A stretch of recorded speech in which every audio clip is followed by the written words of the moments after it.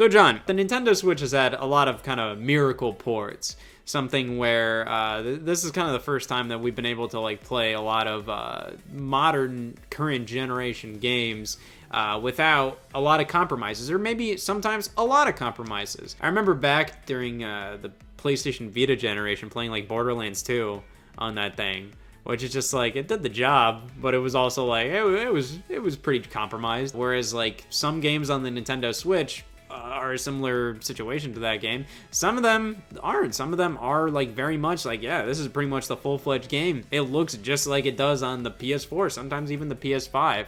It depends. Obviously, like the PS5 version is going to be technically better, but a lot of times the Switch versions do hold up. So I'm just kind of wondering about having a discussion where we just kind of go back and forth, talk about like some of the best Nintendo Switch ports that we've seen, some of the worst Nintendo Switch ports that we've seen. So I thought, start off with you. If you have like one off the top of your head, a good Nintendo Switch port and a bad one. I'll start with I can start with a good one. We'll start on the upswing here. Positive note. I will give it Dragon Quest XI S. It's an incredible release for the system. It is an RPG, Scott, so you might have to cover your ears. But I like Dragon Quest. I like it. It's always a very jolly series. I like it. And 11 is pretty good. 11S is very good. I think the art style plays into the limitations, you could say, of the Switch, where they went with more of a, I guess I could say, even more of a cel-shaded look than what we had on the other platforms. But 11S is the version that they created for the Switch specifically, and then they took that version and ported it to the other platforms for re-releases. So the Switch version is the definitive one, what I'll say. And that game is, the thing with me with Switch ports that I look for, if it's a game that I think is a better handheld or better experience in handheld, to me, that's just a really good Switch port then. And Dragon Quest XI runs well, and it's an RPG that takes forever to beat, and it is very, very good in handheld mode. The screen looks good when you're playing it. It's not like a blurry Vaseline mess. So that's one that I think is completely worth picking up physically if you can, because I've seen what happens with Dragon Quest games on something like the 3DS, and they become kind of expensive down the road. So, well, like you were saying, it's very interesting that they brought 11S over to other platforms, and it's not even like they took 11 from like the PS4 and just added the S content. No, they just kind of like brought over 11S from the Switch. But not a lot of people really notice, because 11S does really hold up on the Nintendo Switch. It is, a bit inferior looking to the PS4 version, but not by a lot. It does look very comparable, in my opinion, to kind of the untrained eye. Like, if you just kind of look at it, you wouldn't really think, like, oh, this is the Switch version, obviously. Right. Which I think is very impressive. Yep. So that's one I think is immediately worth picking up. As for a bad Switch port, I'll go with FIFA Legacy Edition. Any of them is fine. Basically, they haven't done anything other than update the roster. That's all. And they keep releasing it for like $40. They run well, though. They do the job. Yeah, but that is such a bad port, because they still name it the same year. So they'll do FIFA 22 Legacy Edition. So you look at that as that's the newest version, and they don't do anything to it. The roster gets updated. That should just be a patch. It should be free, and they don't. They technically release it at full $40. But to me, that's too expensive, and that's terrible port. Terrible job. Would you say that game is worthy of, I believe like IGN gave it like 2 out of 10 or something? What they did was they copy and pasted their review from last year, and that was it. They just copy and pasted it because it's the same game again, but they're trying to resell it again. It feels like they're trying to get one over on the consumer with the Switch, and it's unfortunate. I'd say a good port, in my opinion. I would say something along the lines of Sonic Forces, which is not a good game. But Sonic Forces on the Switch runs pretty well. There you go. It is something. I believe it's like lower resolution. I think the frame rate is halved into 30. But it is something where I remember when that game came out and watching video reviews, oftentimes people would be playing the Nintendo Switch version. I very much could not tell the difference most of the time, at least like in the compressed YouTube way of looking at things, where like watching a video review and they're showing Switch footage, most of the time I couldn't really tell the difference. And I thought it was very impressive that they were able to get that game, especially in 2017, looking as good as it did on Nintendo Switch. Now, in comparison, Sonic Colors Ultimate is absolutely unacceptable. That was pretty dreadful on Nintendo Switch. Not even in the sense of like, yeah, the glitches were pretty rough, but every platform had glitches.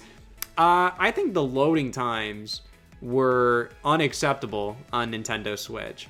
I remember loading into a level would take like 20, 30 seconds oftentimes, where on the Wii, it was like 5 seconds. Like, it's just like they originally didn't have that problem. It's insane. And didn't the developer make another pretty notoriously bad Switch port? Oh gosh, they did WWE 2K18. That was one. That's a very notorious one. Yeah, that one's pretty rough. And that's the only WWE 2K game that came out on Switch, correct? Yes. Thankfully, that's the only one they did. That is unfortunate. Well, they've had other WWE games. They had Battlegrounds. They never fixed it either. They just kept going. They just moved on from it. Oh well, that was a full $60 from I remember. Because that was still during like an exciting time for the Switch. That was like when Mario Odyssey was coming out. Yeah. All of that stuff. It was like, man, Doom came out, Skyrim came out. It was just like, man, we were on a high. Yeah, Skyrim was good. Skyrim came out, was in awesome shape. So it was pretty impressive to see as a handheld game. Skyrim was interesting because like it wasn't the original, but it wasn't the special edition. It was kind of in this weird middle ground, where it was like kind of a little bit of both, which was interesting. And it's even more interesting that they gave that one like the anniversary edition upgrade, which I may consider that one of the bad Nintendo Switch ports. That was not good at launch. No, they fixed it. They fixed it though. I'll give them that. Yeah, but it is something that just kind of felt like it's just like, okay. I don't know what that was about. That was strange, but I've had some games recently that got updates even like that, and it doesn't work. Like there's a game that I have right now that's it's on the Switch, but that version actually surprisingly works well. My Xbox version does not work, so it still doesn't. The game itself is broken. I can't play it. It's a Dragon Ball Z game. Can't play it. Nah. Broken. Interesting. Well, I mean, speaking of Dragon Ball Z, haven't there been like pretty good ports of DBZ games on Switch? Wasn't Fighters? Fighters is that is a very good port. Kakarot's okay. That's the one that's broken on my Xbox. So I mean, technically the Switch version works. So I guess that was a good port. Yeah. But Fighters was very good in terms of because they had to keep that at 60 frames, and they were able to do that, and it still looks pretty good all things considered. And it looks really cool in handheld mode. If you have the Switch OLED with how that game kind of mirrors what the anime looks like, it's fun to watch in motion, definitely. Yeah, for sure. We have to talk about Alan Wake now after we just said how good Dragon Ball FighterZ is. It's terrible. It's really, really bad. Which, by the way, they just shadow dropped that game too. They just here it is, it's out, and everyone was like, "Oh, cool!" And then we download it, we're like, "Oh no!" It's very odd because right in the beginning you can tell there's something wrong. It goes from cutscenes that are pre-rendered and it goes into the game, and it an immediate drop in resolution. The textures are messed up. When you're going on this boat in the beginning, like you're on a ferry and you look out to the mountains, the textures just don't load, or they're green or they're blue or they're wrong colors or something. It's very, very bad, and it's unfortunate because Alan Wake is a good game. Not this one. It's always shocking to me that when they can't really get games that they're basically remasters of like PS3 era, PS2 era games running well on Switch, where I look at THQ Nordic and they release like 2 games, Destroy All Humans and SpongeBob Battle for Bikini Bottom, and those games on Switch, they function. I don't really like it's just not like Like, have you played the Destroy All Humans remaster or remake on Switch? I played on the Xbox. It's a pretty little remaster, you know? Like, they did a good job of that on modern platforms. Or the platforms it was designed for. It had some weird frame or like screen tearing issues. That's the thing that bugged me on the Xbox. Which is like, yeah, it's not like they aren't perfect graphical games, but they look fairly nice from like like most perspectives. The Switch versions, they just feel a little gross. Have you ever played Darksiders?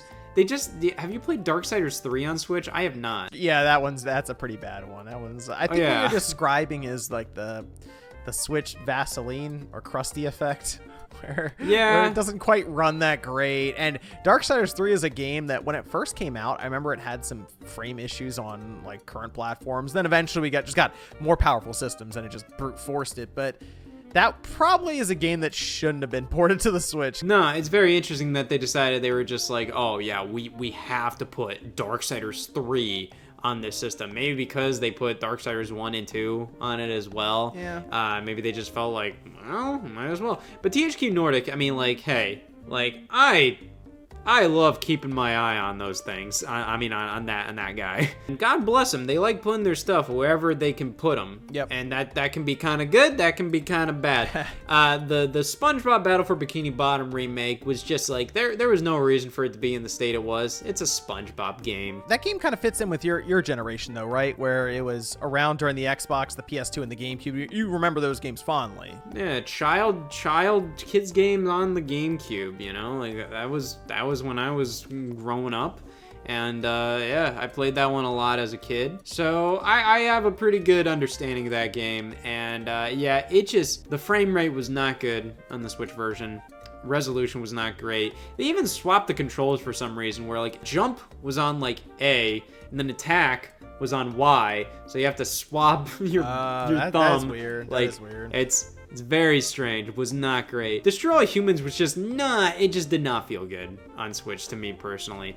Have not played Darksiders 3 yet, but to talk about like some good ports, I want to ask you, what do you think is the better port? Doom or Doom Eternal? Because I feel like Doom is the better overall port, but Doom Eternal is a little more impressive. So it's kind of... Doom was cool because they had the multiplayer in there too, like the online multiplayer. That was a big one when it first dropped. I remember that was really cool to go online with that. And I think Doom, when they first showed it, still had that impact of, wow, Doom is on this handheld system. That's pretty impressive. Doom Eternal, though, if you look at the game itself versus what Doom 2016 did, that should be more impressive. And it is. I mean, it runs well enough on the Switch for what you'd expect it to. But something about that first reveal for Doom 2016 on the Switch still, I mean, a lot of wow. Still a very wow memorable factor. Yeah, because I did not expect, because they're doing the direct and they're going from game to game to game. I did not expect Doom to show up there, or even Wolfenstein really at the time. Yeah, and what did you think about the Wolfenstein port? It ran very similar to Doom, where they cut the frame rate in half and the resolution was iffy at times, but I mean, again, it ran and it was like, wow, this is actually pretty impressive. I think with Doom's art style of just being like so in your face, like red, it kind of helped mask a lot of that like Switch Vaseline filter and, you know, the resolution cut, the frame rate cut, all of that.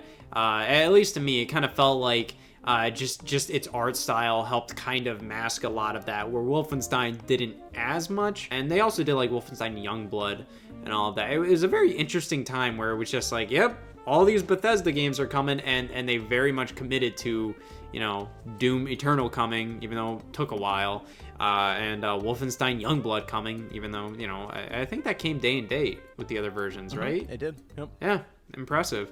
Yeah, but outside of that, it's kind of like Bethesda just hasn't really done much. To be fair, that, you know, ever since they've been acquired by Microsoft, but still, it's always been something where I think I've always hoped for like a Fallout 4 or even 3 in New Vegas. I'm surprised 3 or New Vegas haven't made the jump yet. That's a little surprising. Yeah, it seems like something that would do very well, something that makes a lot of sense.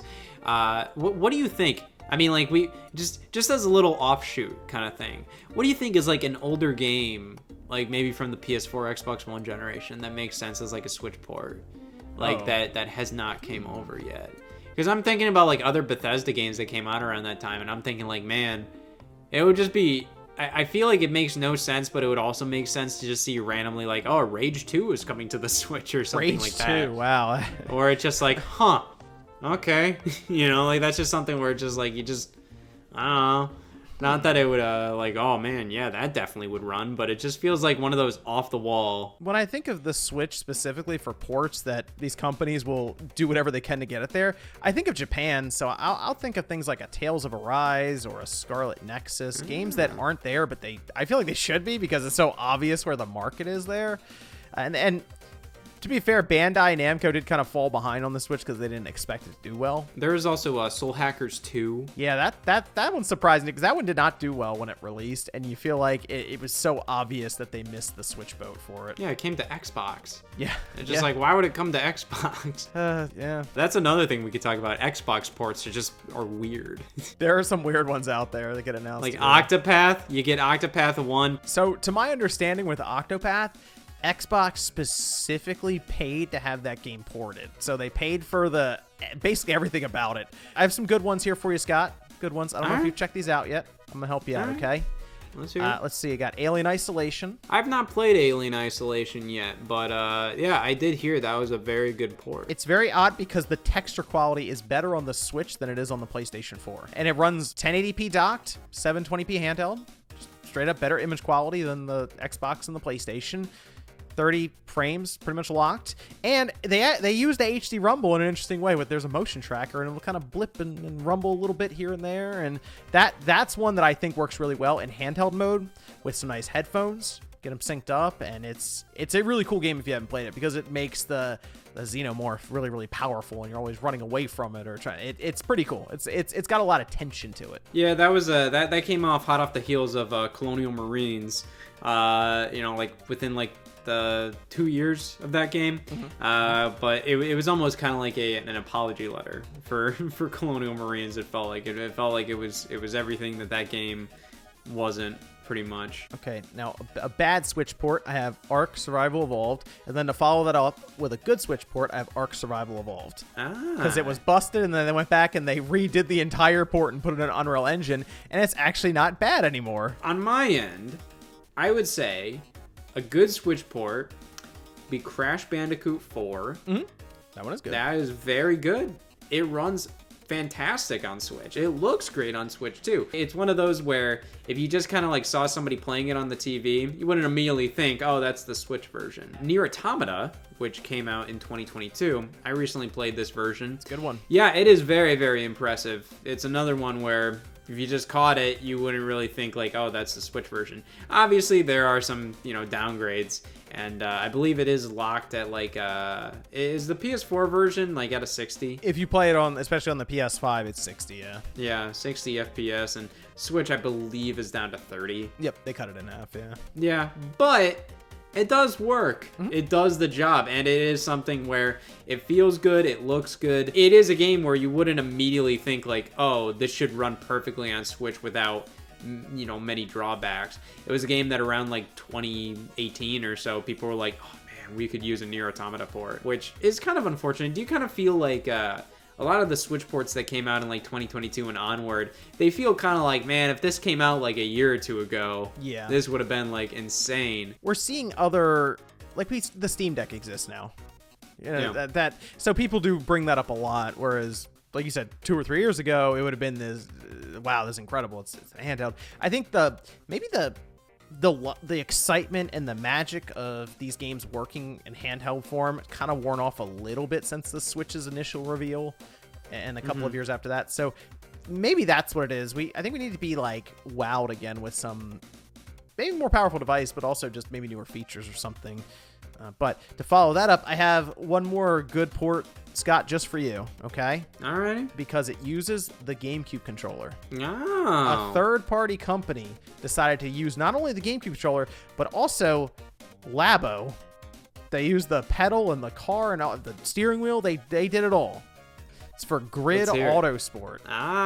Grid Autosport. I've heard of this one. They've developed it so that if you have a GameCube controller and adapter and you plug it into the Switch, you can get the full use of the analog trigger on it so that your car will accelerate as you press down. It is very impressive. It is very cool that they were pretty much like they could do that, because when that GameCube adapter launched on Wii U, Nintendo forbade it to be used in other games outside of like Smash Brothers. Yep. Which it's very awesome to see the fact that they were able to just make it kind of a universal USB controller on Switch. Where not only do Nintendo games outside of Smash Brothers use it with, 3 All-Stars. I don't really think anything else, but still, you could use it in other games, even if it's not officially supported. The fact that a third-party game like that uses it, and Labo, It's really cool. The game looks pretty good. It runs well. It has like frame rate or fidelity mode, and so there's a lot going on with the game. It's a racing game, track racing game, but it's pretty fun. Well, I like Grid Autosport. I would say for a good one as well, you have kind of the multiple hitters of 2019. 2019 had a lot of good ones. You had The Witcher 3, Mortal Kombat 11. You had Ni no Kuni. You had a lot of insane ones. That's when Dragon Quest 11 came out as well. There was a lot of really good ports on Switch. Now, Witcher 3 and Mortal Kombat 11 are severely downgraded. At least, like, Mortal Kombat 11 is severely downgraded. I believe the crypt was, like, the worst part of that game. Well, they're missing the moon. Yeah. They just took the moon out of it. Looked absolutely horrible. But I think it's kind of down to, like, these games are on Switch for the sake of, like, the people who don't have any other console and portability. Right. And for those, these games work perfectly fine on Switch. They do the job. Witcher 3 was always kind of like, I don't know. What would you say? Because with a game like The Outer Worlds, that was always criticized as like, man, I don't know about this Switch port. What would you say is like the main difference between like a game like The Witcher 3 and The Outer Worlds? Well, I'd say, I mean, The Witcher 3 to me still feels bigger than Outer Worlds. Like, when they started showing that off, it was already really impressive. But then they said they got everything on a single cartridge. So there's no download separate or any of that, where you get 20% of the game on the cartridge and then 80% of it you have to download. The Witcher 3 was there, and it had like a bunch of extra content added on. It was pretty impressive, and if you bought it physically, it came with like some extra goodies and stuff. So to me, it was a pretty good overall port and publishing job. So maybe that's why it was more impressive. But just The Witcher 3 in general is also a better game than Outer Worlds, so it gets a bit more interest and fanfare from that aspect. Yeah, I'm just interested coming from your perspective, because it is something where I feel like a lot of the Switch ports, a lot of ones that people consider super bad. I mean, I wouldn't say super bad, but more so just kind of like, nah, man, this ain't that great.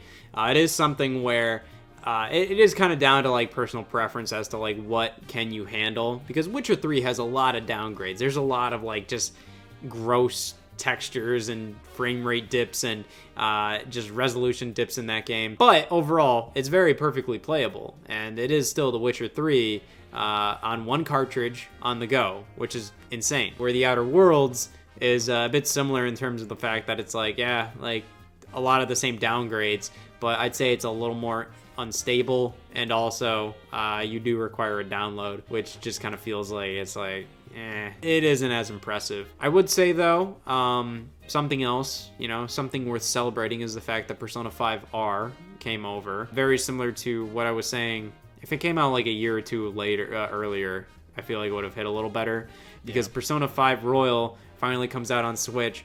I didn't really see a lot of people talk about it. It did well, but like I didn't see a lot of people like, it's just like, oh my god, like it just kind of felt like, yeah, like this should have happened a while ago, kind of thing. To end it off, I want to figure out, what do you think about Sonic Frontiers on Switch? Do you think it's a bad port? Do you think it's a pretty good one, all things considered? What is your stance on this thing? I mean, it's not a great technical showpiece for a game either way, because the PS5 and the Xbox has some ridiculous pop-in as well, but it's that situation where they cut the frame rate in half, and then it still drops lower. So to me, it is a game that feels like, you hear reviews will say it feels too big for the Switch. That is a game where Sega tried, because they know Sonic does well on the Switch, and it seems to have sold surprisingly well on there. Yeah, it is something where I think for a little bit the Metacritic score was like significantly higher than the PS5 ones, just because of like the amount of like, I don't know, like some of the Nintendo sites that specifically review the Switch version rated it like maybe an 8 out of 10.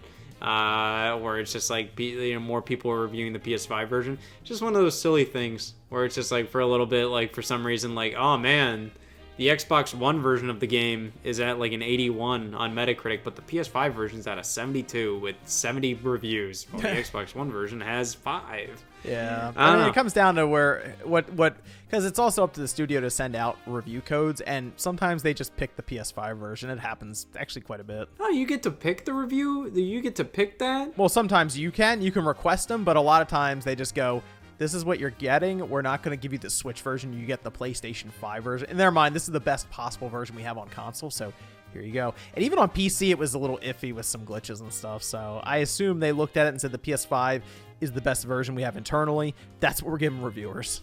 So if they gave somebody the Switch version, that must mean they either trust them or hate them. yeah. It's either one or the other.